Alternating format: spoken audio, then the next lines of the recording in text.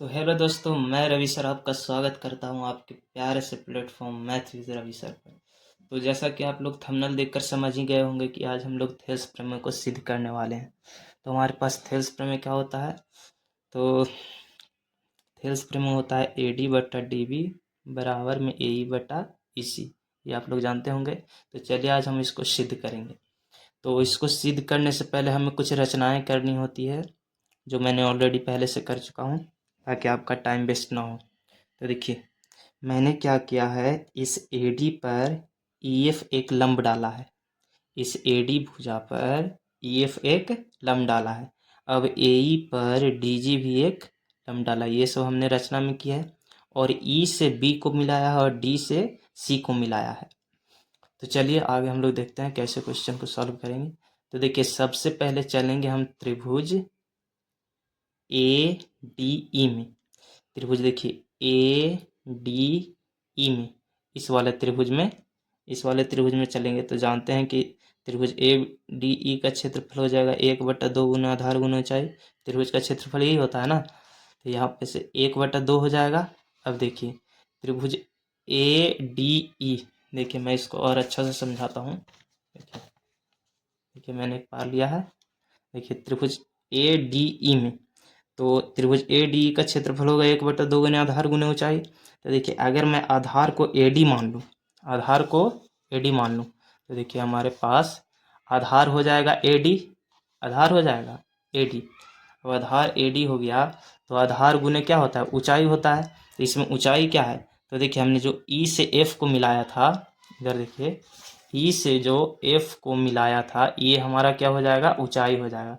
तो ऊंचाई के जगह पे हमने लिख दिया EF। ये हमारा हो गया समीकरण 1। वैसे ही चलेंगे हम और त्रिभुज BDE में, तो BDE कहाँ पे है, तो देखिए मैंने यहाँ पे बना के रखा है BDE, जो मैंने E से B को मिलाया था उस त्रिभुज में, त्रिभुज BDE में। तो देखिए इसके लिए भी हो जाएगा 1/2 गुना आधार गुना ऊंचाई। तो मैंने आधार को DB मान लूंगा, आधार को क्या मान लूंगा, DB। और ऊंचाई में ले लूंगा EF को, ऊंचाई में किसको ले लूंगा, EF को। तो देखिए मैंने वही किया है। त्रिभुज BDE में होगा 1/2 गुना आधार गुना ऊंचाई, यानी 1/2 के 1/2। और यहाँ देखिए आधार हो जाएगा BD, तो आधार मैंने BD लिखा है, और गुना में ऊंचाई क्या हो जाएगा, तो ऊंचाई ऊपर वाला त्रिभुज का EF। तो यहाँ हो गया EF। अब इसको मान लेंगे समीकरण 2। अब मैंने लिखा है समीकरण 1 और 2 को भाग करने पर। तो समीकरण 1 क्या था, तो त्रिभुज ADE का क्षेत्रफल आया 1/2 गुना AD गुना EF। तो वही मैं लिखा हूँ, त्रिभुज ADE का क्षेत्रफल बराबर 1/2 गुना AD गुना EF। अब भागा 2 समीकरण, समीकरण 2 क्या था, त्रिभुज BDE का क्षेत्रफल। तो त्रिभुज BDE का क्षेत्रफल बराबर हो गया किसको जी, 1/2 और BD गुना EF। अब यहाँ से देख रहे हैं कि 1/2 से 1/2 कैंसिल हो जाएगा, EF से EF कट जाएगा, तो क्या बचेगा, तो इतना बराबर बच गया AD बटा DB। तो देखिए तो हमारे पास बच गया त्रिभुज ADE का क्षेत्रफल बटा BDE का क्षेत्रफल बराबर AD बटा DB। अब इसको इक्वेशन 3 मान लेते हैं। अब चलिए दूसरा त्रिभुज में। तो देखिए मैं फिर से आपको दिखाने की कोशिश करता हूँ।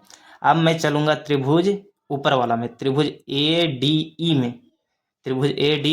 में, तो कहेगा कि पिछले त्रिभुज में तो मैंने यही चला था, लेकिन उस टाइम मैंने आधार को AD माना था। देखिए आधार को मैंने AD माना था त्रिभुज ADE में, लेकिन इस बार जो त्रिभुज लूंगा, इस बार आधार को मैं मानूंगा AE, इधर वाला को।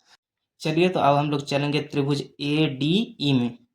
चलिए मैं आपको डायग्राम से समझाता हूँ। त्रिभुज ADE में अब मैं आधार किसको मानूंगा, AE को, A से E को। तो देखिए त्रिभुज ADE में 1/2 आधार किसको मानूंगा, A से लेके E तक। पिछला बार मैंने A से D तक माना था, इस बार मानूंगा A से E तक। अब गुना ऊंचाई, ऊंचाई इसको में क्या है, DG, ऊंचाई क्या है, DG। तो यहाँ ऊंचाई की जगह आ गया DG। इसको मैंने समीकरण 4 मान लिया। अब देखिए अब मैं चलूंगा त्रिभुज CDE में, त्रिभुज CDE में, इस वाले त्रिभुज में चलूंगा। तो फिर से लगाऊंगा 1/2 गुना आधार गुना ऊंचाई, और मैं आधार मानूंगा E से C को,